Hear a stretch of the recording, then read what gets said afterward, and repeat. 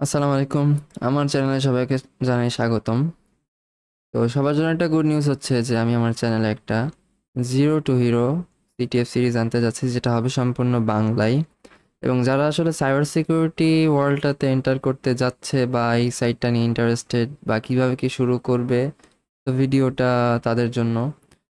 এবং সিটিএফটা আসলে সাইবার সিকিউরিটিতে ঢোকার ক্ষেত্রে আমাদের কিছু আইডিয়া দিতে পারে বা আমাদেরকে এই ব্যাপারটা নিয়ে ইন্টারেস্টেড করতে পারে। তো প্রথমেই আমাদের জানা দরকার সিটিএফটা কি। তো সিটিএফটা হচ্ছে আসলে একটা সিমুলেটেড এনভায়রনমেন্টে আমাদের কিছু চ্যালেঞ্জ অথবা আমাদের কিছু টাস্ক দেওয়া থাকবে, এবং আমরা আমাদের hacking skill or programming skill যাই বলি না কেন সব রকমই অ্যাপ্লাই করে আমাদের প্রবলেমগুলো অ্যাপ্রোচ করতে হবে। এবং এখানে কি থাকে, এখানে একটা ফ্ল্যাগ থাকে, অর্থাৎ এরকম কিছু একটা টেক্সট থাকে। প্রথমে হইতে পারে এখানে ফ্ল্যাগ থাকতে পারে, অথবা দেখা গেল যে কম্পিটিশনটা হচ্ছে ওইটা যে ইউনিভার্সিটি বা যে অর্গানাইজেশনটা থেকে হচ্ছে ওদের নামের শর্ট ফর্মটা দিতে পারে। তো এটা ওদের উপর ডিপেন্ড করে। এর পরেরটুকু কি হয়, এই সেকেন্ড ব্র্যাকেটের মধ্যে একটা টেক্সট থাকে এরকম ড্যাশ ড্যাশ দিয়ে, অথবা এটা হতে পারে যে কোনো কিছুই হতে পারে। তো যখনই আমরা এই ফরম্যাটের কোনো একটা টেক্সট পাবো, ওইটা হচ্ছে ফ্ল্যাগ। এবং ফ্ল্যাগ ফরম্যাটটা অবশ্যই কম্পিটিশনে বলে দেওয়া থাকে যে এটা হবে।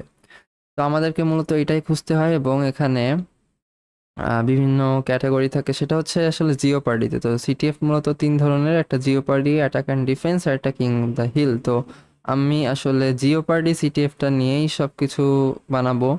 আর অ্যাটাক অ্যান্ড ডিফেন্স আর কিং অফ দ্য হিল এটা নিজেরা চাইলে দেখে নিতে পারেন। আর জিওপার্ডি সিটিএফে কেমন থাকে, এখানে কিছু ক্যাটাগরি থাকবে, যেমন ক্রিপ্টোগ্রাফি, ওয়েব, ওসিন্ট, ফরেন্সিক, পন, রিভার্স ইঞ্জিনিয়ারিং অ্যান্ড মিস্ক। এই কয়টা হচ্ছে প্রধান ক্যাটাগরি, এবং এর আন্ডারে কিছু সাব ক্যাটাগরি থাকতে পারে, বিভিন্ন টাইপ থাকতে পারে। তো ক্রিপ্টোগ্রাফিটা হচ্ছে মূলত দেখা যাচ্ছে কি, আমাদেরকে কেউ কোনো একটা মেসেজ পাঠাবে। এখন যদি এই মেসেজটা আমাদেরকে ডিরেক্টলি পাঠানো হয়, অন্য কারোর হাতে যদি মেসেজটা যায়, তাহলে কি সে মেসেজটা পড়ে ফেলবে এবং ইনফরমেশনটা সে জেনে যাবে। তো আমরা এখানে কি করব, ওই মেসেজটাকে আমরা একটা নন হিউম্যান রিডেবল ফরম্যাটে কনভার্ট করব, অর্থাৎ এনক্রিপ্ট করব। তো এই যে প্রসেসটা, তো এই জিনিসগুলো নিয়ে কাজ হয় ক্রিপ্টোগ্রাফিতে। তো ক্রিপ্টোগ্রাফিতে এই রিলেটেড প্রবলেমগুলো দেওয়া থাকবে। দেখা গেল একটা মেসেজ আছে, ওইটাকে এনক্রিপ্টেড করে দিয়েছে, বা ওইটা এনক্রিপ্টেড করে ওইটার যে অ্যালগোরিদম ওরা ইউজ করছে ওইটা দিয়ে দিছে। আমাকে কি করতে হবে, ওইটাকে ব্রেক করতে হবে। এরপর কি আছে, ওয়েব। তো ওয়েবে, ও তার আগে বলি, ক্রিপ্টোগ্রাফিতে যেগুলো আছে আরএসএ, এক্সওআর, সিজার, তো এগুলো সবই এক একটা এনক্রিপশন মেথড বলা যায়। যেমন আরও আছে, যেমন এইএস, তারপর ডিফাইল হেলম্যান, এলিপ্টিক কার্ভ ক্রিপ্টোগ্রাফি, তারপর এরকম অনেক কিছুই। আরেকটা যে টার্ম এখানে কাজ করে সেটা হচ্ছে সাইফার। তো এগুলো নিয়ে পরে ডিসকাস করব আস্তে আস্তে।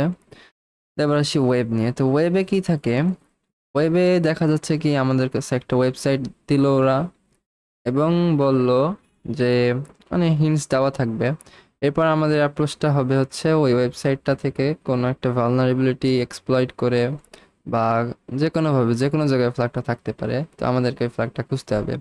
এবং এই যে এসকিউএলআই মানে এসকিউএল ইনজেকশন, এক্সএসএস মানে cross site scripting, LFI, local file inclusion, এরকম অনেকগুলা টেকনিক আছে। এগুলা অথবা হতে পারে ওটা কোনো রিকোয়েস্ট হেডারে আছে, বা দেখা যাচ্ছে এটা সোর্স কোডেও থাকে অনেক সময়, এবং বিভিন্নভাবেই থাকতে পারে ফ্ল্যাগটা, এটা ডিপেন্ড করে চ্যালেঞ্জের উপর।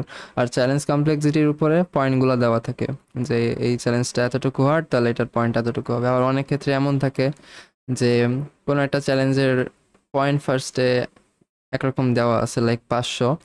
তো যত বেশি ইউজার সেটাকে সলভ করবে, ওই ওই চ্যালেঞ্জটার পয়েন্ট তত কমতে থাকবে। অর্থাৎ এটা হচ্ছে ডাইনামিক পয়েন্টিং। তো যাই হোক, ওগুলো বাদ দিয়ে ওগুলো পরে বলবো একবারে। তো এটা হলো ওয়েব ক্যাটাগরি, অর্থাৎ ওয়েব বেস যত রকম যা আছে। এরপর কি ওসিন্ট। তো ওসিন্ট জিনিসটা খুবই ইন্টারেস্টিং। তো ওসিন্ট হচ্ছে ওপেন সোর্স ইন্টেলিজেন্স। এখানে কি করে, এখানে দেখা গেল আমাদেরকে কিছু একটা কোনো একটা জিনিসের উপরে ডিটেলস দিয়ে দিল, বা কোনো একটা পার্সনের কিছু ডিটেলস দেওয়া আছে এবং বললো যে ওই পার্সনটাকে খুঁজে বের করতে হবে, অথবা এমন হইতে পারে যে আমাদেরকে একটা ছবি দিয়ে দিছে এবং বললো ওই ছবিটার লোকেশন কোথায়, তারপর ওটা টাইম জোন, এর রিলেটেড বিভিন্ন রকম জিনিস। অর্থাৎ আমাদেরকে কোনো কিছু একটা খুঁজতে হবে এখানে যেটা ইন্টারনেটে অর্থাৎ সারফেস ওয়েবে ওইটা অ্যাভেলেবল, অর্থাৎ পাবলিকলি অ্যাভেলেবল।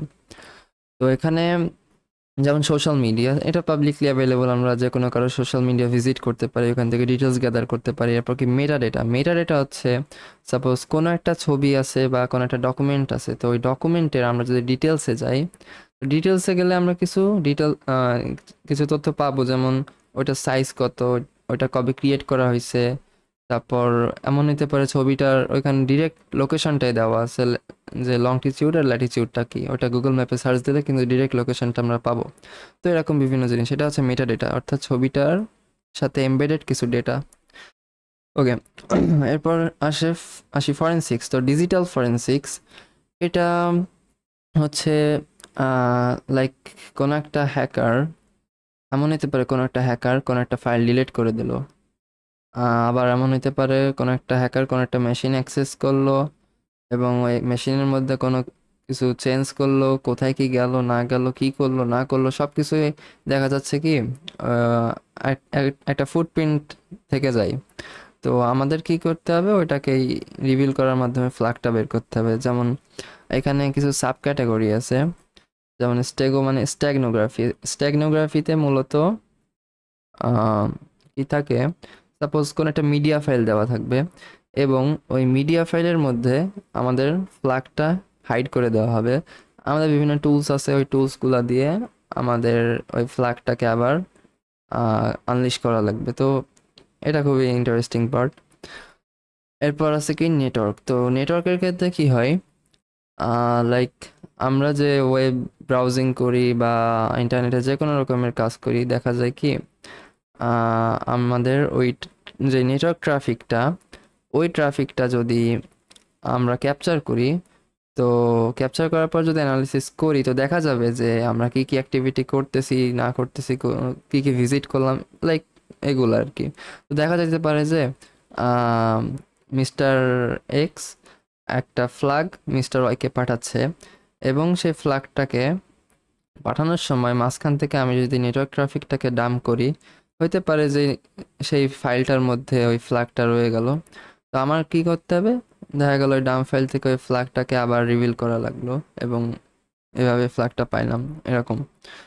এরপর আসতেছে ডিস্ক ফরেন্সিক। তো ডিস্ক ফরেন্সিক যেমন আইএসও ভিডিআই। আচ্ছা, আইএসওটা হচ্ছে আমরা যে উইন্ডোজ সেট আপ দিই বা বিভিন্ন গেম বলি, দেখা যায় আইএসও ফরম্যাটে থাকতে পারে। তো এটা একটা বলা যায় কম্প্রেসড ফরম্যাট, অ্যান্ড দেখা গেলো এইটা আমাদের অ্যানালাইসিস করা লাগতে পারে। ভিডিআই মানে ভার্চুয়াল ডিস্ক ইমেজ, যেমন আমরা ভার্চুয়াল বক্সের যেই ডিস্ক ইমেজগুলো থাকে ওইগুলা, আচ্ছা এগুলো এখন না বলি বেশি কমপ্লিকেটেড হয়ে যাবে। তো যাই হোক, ডিস্ক ফরেন্সিকে one of the interesting part হচ্ছে কোনো একটা ফাইল অর্থাৎ ডেটা রিকভার করা বা ওই ডিস্কের সবগুলো ডেটা অ্যানালাইসিস করা, ওর ভিতরে ফ্ল্যাগ খোঁজা। তো এগুলো আমরা আস্তে আস্তে দেখবো।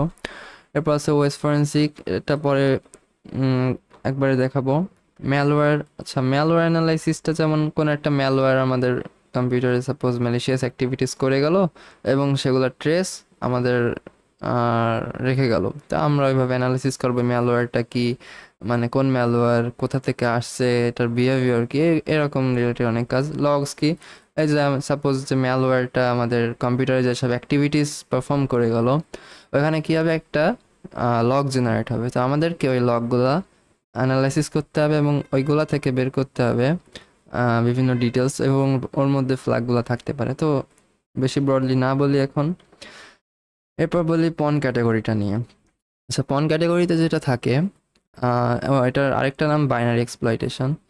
যাই হোক, এখানে একটা আমাদের বাইনারি ফাইল দেওয়া থাকবে। যেমন আমরা যখন সি বা সি প্লাস প্লাসে কোড লিখি এবং সেটা কম্পাইল করি, ওখানে কিন্তু একটা ইএলএফ ফাইল তৈরি হয় যেটা লিনাক্সে, আর কম্পিউটারের ক্ষেত্রে কি ইএক্সি এক্সিকিউটেবল ফাইল তৈরি হয়। তো দেখা যেতে পারে আমরা এমন কোনো একটা ফাইল বানাইলাম, এখন দেখা গেলো কি যে ওই ওই সেম বাইনারি ফাইলটা আমাদেরকে দিয়ে দিল একটা ডেমো, আর আরেকটা বাইনারি ফাইল ওইটাই আর কি ওই সার্ভারে আছে। এখন আমরা আমাদেরকে একটা, ওরা কি করবে, একটা নেটক্যাট সার্ভার দিয়ে দেবে, অর্থাৎ বলা যায় আমরা ওই সার্ভারটাতে কোনো একভাবে ইন্টারেক্ট করতে পারবো এমন একটা কিছু সেট করে রাখছে, এবং ওইটার ব্যাক এন্ডে ওই বাইনারি ফাইলটা রান করতেছে। এখন যদি এমন হয় ওই বাইনারি ফাইলের কোনো ভালনারেবিলিটি থাকে যেইটার মাধ্যমে আমরা ওই মেশিনটাকে অ্যাক্সেস করতে পারি, তো সেটা তো আমাদের জন্য খুবই ভালো। তো বিষয়টা এমন, এইরকম কাজটাই থাকে। দেখা যায় ওই মেশিন ওই সার্ভারটাতে ফ্ল্যাগটা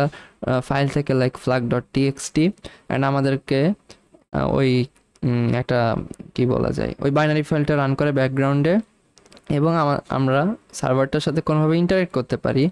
এখন আমরা কি করব, ওই ইন্টারাকশনের মাধ্যমে কোনোভাবে ওই বাইনারি ফাইলটার মাধ্যমে ওই ফ্ল্যাগটাকে রিড করার ট্রাই করব। তো মূলত এই কাজটাই করা হয়। এরপর আসি রিভার্স ইঞ্জিনিয়ারিং। তো রিভার্স ইঞ্জিনিয়ারিংয়ে যেটা হয়, এমন হইতে পারে, এটাতেও একটা বাইনারি ফাইল থাকতে পারে বা ইএক্স যে কোনো ফাইল আর কি, যাই হোক। তো এখানে একটা মূলত একটা কম্পাইল ফাইলই থাকবে। এরপর কি হয়, দেখা যায় ফ্ল্যাগটা ওই ফাইলের মধ্যেই থাকে।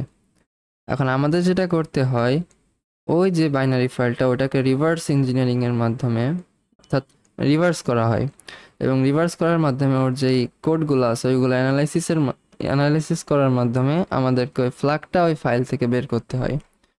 তো এটা গেল। আর মিস্কের কথা যদি বলি, এটা মানে মিসসেলেনাস, অর্থাৎ এটাতে সবগুলা চ্যালেঞ্জ মিক্স থাকতে পারে। এটা যে কোনো রকম হতে পারে, দেখা গেল ওসিন্ট আর ফরেন্সিক একসাথে মিক্স করে দিল, অথবা ক্রিপ্টো, ফরেন্সিক, এরকম বিভিন্ন জিনিস মিক্সড আপ করে দিতে পারে, এবং এখানে যে কোনো রকম চ্যালেঞ্জ দিতে পারে, যেমন প্রোগ্রামিং চ্যালেঞ্জ হতে পারে, পাজেল রিলেটেড চ্যালেঞ্জ হতে পারে, ইট ডাজেন্ট ম্যাটার। তো যাই হোক, এই ছিল হচ্ছে আম, মানে যেই মেইন ক্যাটাগরিগুলো যেগুলো রিসেন্ট সিটেপগুলোতে আসে সেগুলা। তো মেইন ডিসকাশনটা করলাম। এরপর এখানে যা আছে, যাই হোক, রিসোর্স আমি পরে দিয়ে দেব, কোথায় কি প্র্যাকটিস করা লাগবে না লাগবে। আর এরপর যেটা শুরু করব আমরা, সিটিএফ যদি করা লাগে লিনাক্স ফান্ডামেন্টালস অবশ্যই জানা লাগবে, কারণ আমরা এখানে বিভিন্ন রকমের টুলস ইউজ করব, এবং দেখা যাচ্ছে উইন্ডোজে এটা বেশ লিমিটেশন আছে, যেগুলা আর কি সিটিএফ খেলার ক্ষেত্রে শুধু উইন্ডোজ দিয়ে করা সম্ভব না।